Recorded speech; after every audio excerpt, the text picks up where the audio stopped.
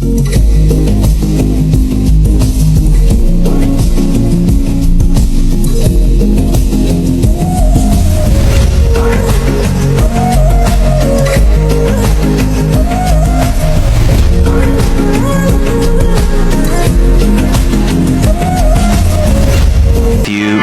later.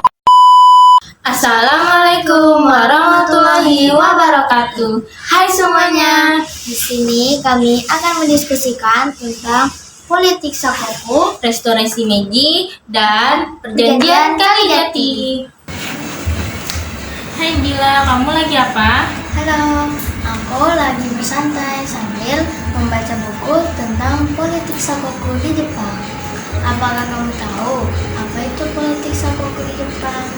Oh, tentang itu aku tahu. Jadi, pada saat itu Jepang masih diisolasi dari dunia luar dan diperintah oleh Shogun Tokugawa.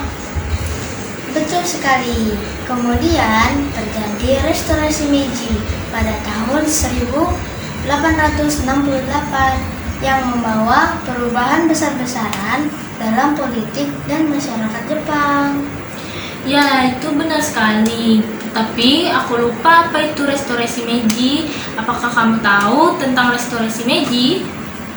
Ya, aku tahu itu. Restorasi Meiji adalah titik balik yang sangat penting dalam sejarah Jepang. Pada saat itu, kaisar naik tahta dan memulai proses modernisasi dan westernisasi Jepang. Oh, iya, aku tahu, baru ingat. Kemudian itu Jepang mulai melakukan ekspansi imperialisme, bukan? Ya, itu benar.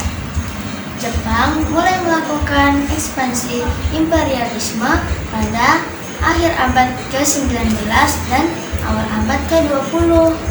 Mereka ingin pengaruh dan wilayah mereka serta memperoleh sumber daya alam untuk mendukung ekonomi mereka yang sedang berkembang. Dan pada akhirnya Jepang melakukan penyerangan terhadap Indonesia pada tahun 1942 yang kemudian diikuti dengan penduduk Jepang terhadap Indonesia. Saya juga sudah membaca Perjanjian Kalijati loh. Apakah kamu tahu apa itu Perjanjian Kalijati?